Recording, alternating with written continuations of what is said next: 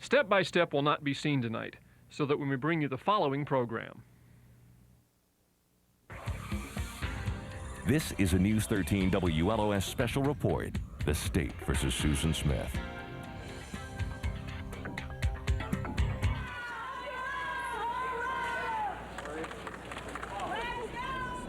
Susan Smith's legal journey ended late this afternoon when a jury sentenced her to life in prison. Good evening, everyone, and thank you for joining us for The State versus Susan Smith. The jury took about 2.5 hours to reach its decision, and when it did, it ended a sad tale that began last October 25th. Through the next half hour, we will hear from the people intimately involved in this case and find out where they go from here. But first, we begin with the sentence. News 13's Judy Johnson was in the courtroom when the sentence was read. She joins us now from Union. Judy, tell us about the reaction there. Well, Mark, it was an emotional moment inside the courtroom, ending what has been a very emotional trial. The reaction was mixed. The woman we've watched walk into the courthouse for the past 3 weeks walked into the courtroom late today wearing a black dress, a black jacket, and a blank expression. She sat calmly beside her attorneys as the jury filed in with their decision. Every seat in the courtroom was filled. The crowd of spectators seen earlier waiting outside the courthouse anxiously sat on the edge of their seats, bodies leaning forward. Some tried to stand. About 30 police officers were also inside to control the crowd. David Smith entered the back of the courtroom. He looked exhausted. Earlier this week, David took the stand for some emotional testimony. He cried so hard the judge had to take a 5-minute break. But today he showed no emotion as the jury foreman handed the clerk the verdict. A long 90 seconds later, the sentence was read. We, the jury, in the above entitled case, decided that Susan Smith in prison in the state penitentiary for the balance of her natural life. Out loud, the crowd sighed. This was the reaction from the people sitting outside the courthouse. I knew it, I knew. Susan Smith's attorneys gave her a hug. David Smith's family dropped their heads. The judge commended the jury and sent them home. He had one more thing to take up with the defendant. Ms. Smith, the jury having found you guilty and the verdicts having been published, is there any matter that you would like to address? Anything that you would like to say before I impose sentence? No, Your Honor. No, Your Honor. It may be the last we hear from Smith for a very long time. Smith has been taken back to the Women's Correctional Center in Columbia. Correction officials tell us that she will remain under a 24-hour suicide watch for at least the next 30 days. Mark? Judy, if you could tell us this about watching Susan Smith's reaction in court. Did you see in her face the relief of a woman who wanted to live or the disappointment of a woman who wanted to die? Mark, I saw no reaction in Smith's face. It's the same reaction we've seen throughout this entire trial, just kind of expressionless. She remains an enigma. Thank you, Judy. And what does life in prison mean? A sentence of life in prison with aggravating factors means Susan Smith must spend 30 years in jail before she's eligible for parole. She's 23 now. She'd be in her early 50s before freedom is even a consideration. And there is no guarantee she will be paroled. After Susan Smith was sentenced, her ex-husband, the father of little Michael and Alex, addressed the media. David Smith spoke about the sentence, about forgiveness, and about his life from now on. Well, first of all, me and my family, of course, are disappointed that the death penalty wasn't the verdict, but the jury, again, we respect that they took the testimony among themselves and they came back with the verdict of life, and so they returned the verdict they thought was justice. Of course, like I said, we are disappointed, but it wasn't our choice on what penalty she was to receive. David, do you think justice was done? Again, personally, and as far as my family, no. But as far as respect for what the jury returned, yes.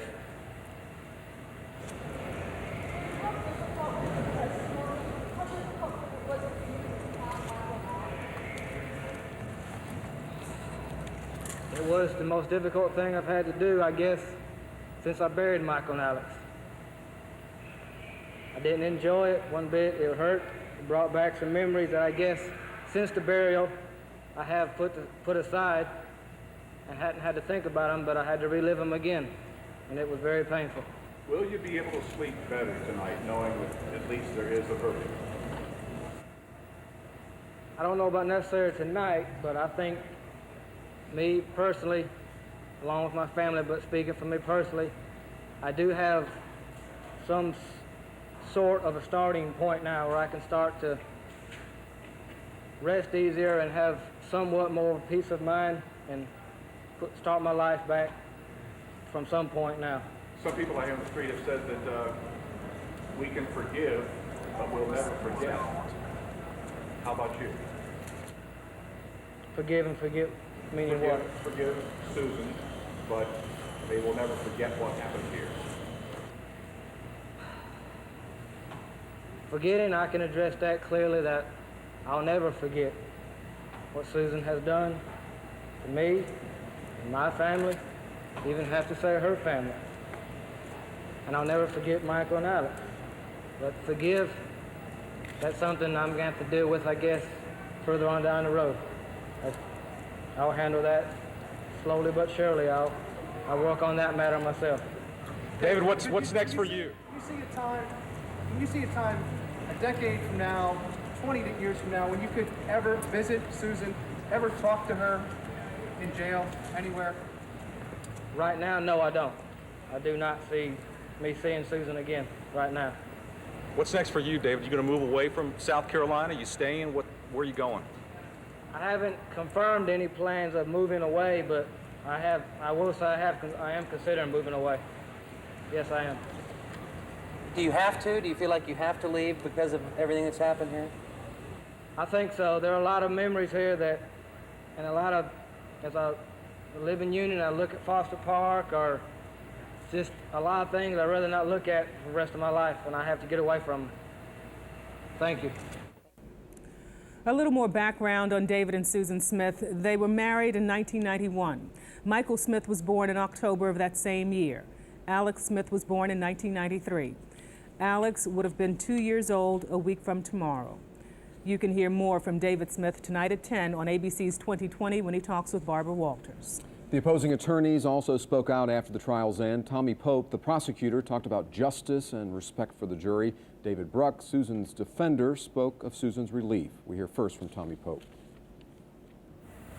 I've lost no respect for that jury. I respect their opinion. Again, I may disagree with it, but I'm not one of the 12 jurors. And like I told them in closing, I'm not the one to stand there and tell them what their decision ought to be. They had an extremely tough job, and I think they took it seriously. I don't think they were flippant about it. I think they did what they thought was appropriate under the circumstances. And again, I respect that. She was very relieved for her mother and for the rest of her family, because she knew that she knew that that the people she loved could not bear a death sentence, and so her reaction was one of relief for them. Standing next to David Bruck was North Carolina native Judy Clark, who worked closely with Bruck on Susan Smith's defensive team. Clark grew up in Asheville and attended Furman University in Greenville. She took a break as public defender in Washington State to help with this trial. For the last 3 weeks, Clark backed up David Bruck, but managed to stay out of the spotlight. Today, she finally opened up. Well, I really was focused on the trial. I think that's what a lawyer's job is, and I know that it was necessary for somebody to talk to the press, but I didn't think it was necessary to consume both lawyers' brain times with the media. Clark started working full-time on Susan Smith's defense in May. Now that it's over, she says she's eager to return to Washington. The man at the heart of the Susan Smith investigation kept a low profile during the trial. But this evening, we caught up with Sheriff Howard Wells outside his office. Reluctantly, Sheriff Wells agreed to one question and summed up his feelings with one word. Relief. One word. I'm relieved that it's over. Proper verdict? I can live with it. I think both of them did an excellent job, the prosecution and the defense, in bringing out all the details of this case. I don't think either one of them could have done a better job. If you remember, Sheriff Wells is the godfather to Susan Smith's nephews and lives near where Susan and the boys once lived. After jurors left the courtroom, state law enforcement division officers took them to their motel in Spartanburg and then drove them home. One juror, Dr. Helen Stockinger, returned home to cheers from inside the house. Another juror was escorted to his home near the Monarch community in Union County. Neither juror would speak with us. The jurors were sequestered for the duration of the trial. Still ahead on our special report, we'll look back at the events last fall that brought us to this point. Plus, the town of Union can finally begin to put this saga behind it.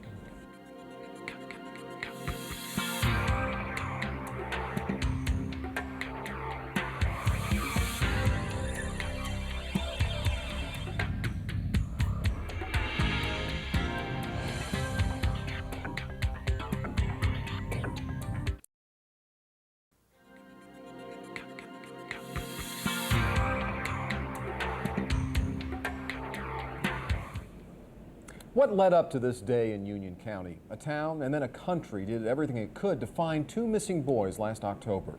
But when people learned the truth, it left a trail of broken hearts and shattered dreams. As News 13's Linda Dawson reports, the fall of Susan Smith began October 25th with a frantic phone call to 911. Yeah, there's a lady who come up that door, and some guy jumped into a red light with her car, with her two kids in it, and he took off, and she got out of the car here at our house. And he's got the kids? Yes, ma'am, in her car. And she's real hysterical, and I just decided I need to call the law and get them down here. Get them going, Pam. I got two kids. Okay. With that, the search began for 3-year-old Michael Smith and his 14-month-old brother Alex. Their mother claimed she'd been carjacked. Susan Smith told police a black man jumped into her car at the edge of Union, pulled a gun, and made her drive. Near John D. Long Lake, she said the alleged suspect forced her out of the car, but kept the kids. As the search went on for the mystery man in the car, Smith talked publicly. And I told him, I said, baby, I gotta go, but you're gonna be okay.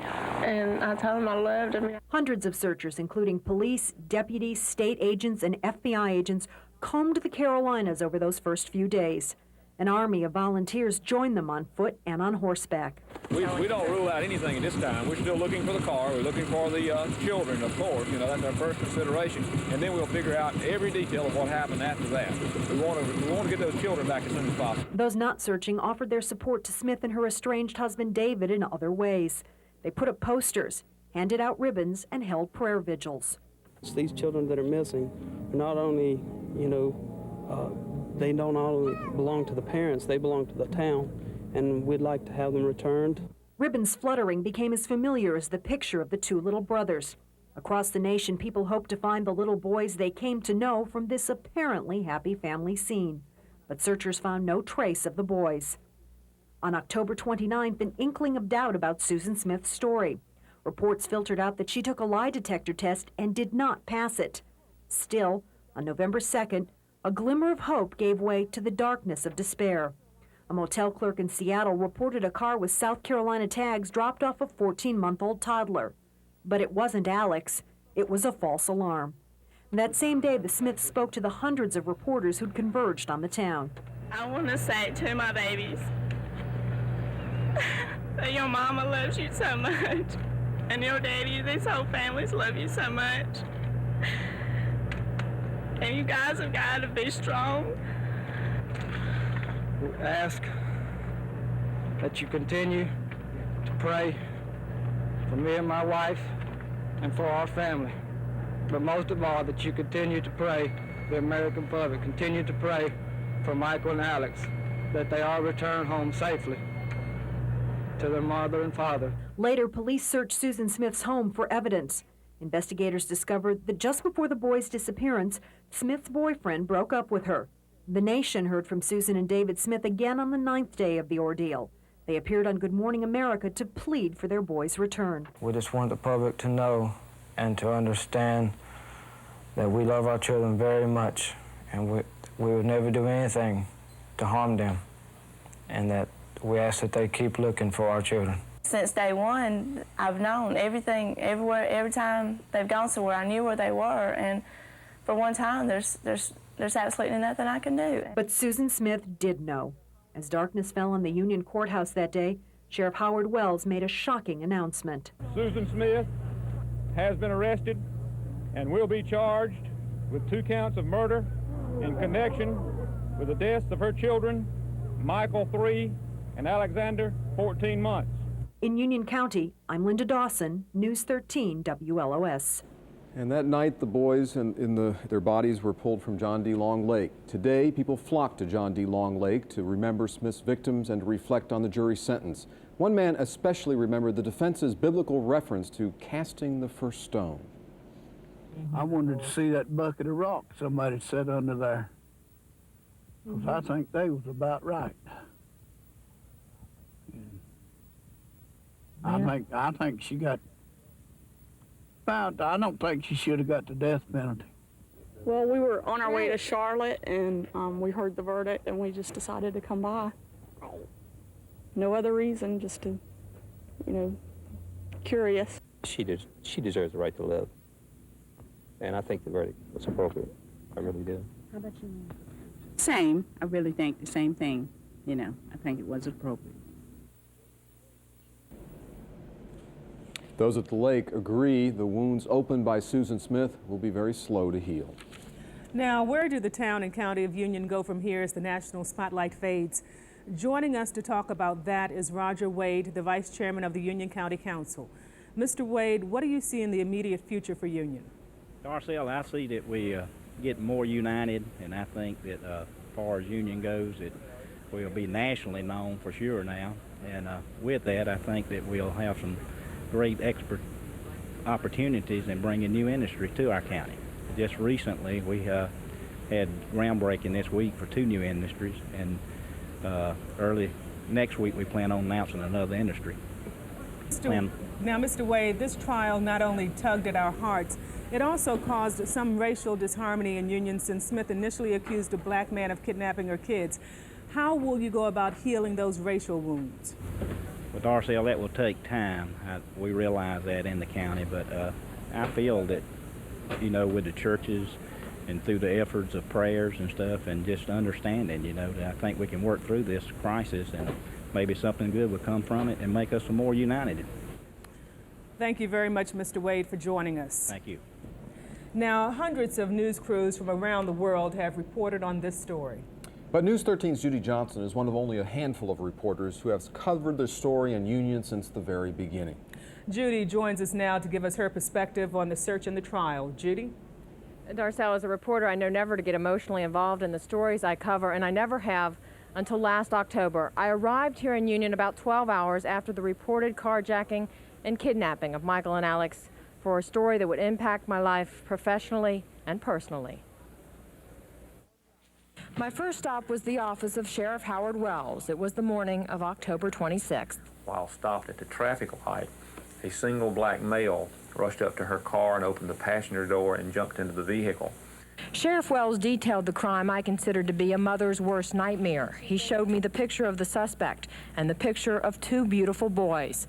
I thought, why would a man take somebody's children? How could this mother possibly cope? I felt so sorry for Susan Smith when I saw her that afternoon. What are your thoughts this morning? Later that day, divers began searching John D. Long Lake. Instinctively, I asked the sheriff this question.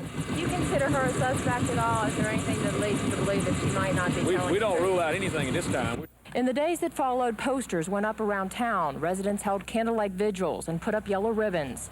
Me and my wife plead to him.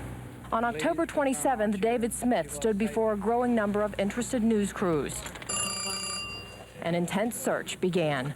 Then on November 3rd, a tired sheriff walked out to a tense crowd. Tell that guy to turn his light off in the back. It was a moment I will never forget. He confirmed my original suspicion. Susan Smith had done it. 2 counts of murder, conviction. But the emotions continued to grow. Later that night, an angry black community asked why a black man was named as a suspect. The next day, a different crowd screamed at the young mother on her way into court. Finally, emotions climaxed at the funeral for Michael and Alex. The 2 little boys who died together were buried together in the same coffin. It still hurts to look at the face of the grieving young father. Since then, I've watched Smith in court on dozens of occasions at an expression that never seems to change. I attended the reenactment and counted the seconds it took for her car to go underwater, nearly 6 minutes. I learned about Susan Smith's problems with her family, her marriage, and her affair with Tom Finley. And ironically, I found the bright spot of this story at John D. Long Lake. It's become a shrine to the two little boys, a symbol of hundreds of people who care. We still don't know why this tragedy happened. From Susan Smith herself today, she declined to make a final address to the jury. Mark and Darcel. Thanks, Judy. And joining Judy now is News 13 reporter Tanti Blewett, who has covered it for Nightcast for us. Of course, Tanti and Judy have covered the trial since it began July 10th. Judy, shortly after the story broke, you asked Sheriff Wells if Susan Smith was a suspect. You seemed to suspect that something was wrong. Why? Well, Darcel, I didn't assume that at first. It was that day we were getting ready to go back to Greenville, and a police officer came outside and said, "You might want to stick around. They're going to be diving at the lake." And I asked him why, and he said, "Think about it." And I don't know why, but it was at that moment that it just all seemed so clear to me that Susan Smith was involved. You know, Judy, I don't know if many people know that you're not only a mother, but you covered this trial several months pregnant. And with that in mind, I have to ask you, in your personal feeling, did you expect this sentence today, and if you have any personal reflections on it? I expected this sentence. I expected that she would receive a life sentence just because the jury is part of the community. And because they were out only 2.5 hours. Now, Tanti, you have sat through this trial too. In fact, you were in the courtroom yesterday when Susan Smith's stepfather testified about molesting her as a teenager, having an affair with her as an adult. They said at the time that maybe he gave the jury someone else to blame. How much of an impact do you think his testimony had on the jury's decision? I think it had a great impact, Darcel. I think a lot of people felt sorry for Susan Smith after Beverly Russell testified. He told jurors that he molested Susan Smith when she was 15 years old and kept an affair going with her up until just a couple of months before she drowned her 2 sons. And I think that a lot of people felt sorry for her. He also said that he wanted to take some of the blame for this because he took advantage of his fatherly relationship with Susan Smith. Tanti, do you sense that some of that anger we heard today will continue in Union, the reaction to Susan? I think it will kind of settle down because before you had lots of people screaming baby killer, murderers. Today I think more people are beginning to heal. Thank you very much, Tanti. Thank you, Judy. When we return, we'll remember Michael and Alex Smith.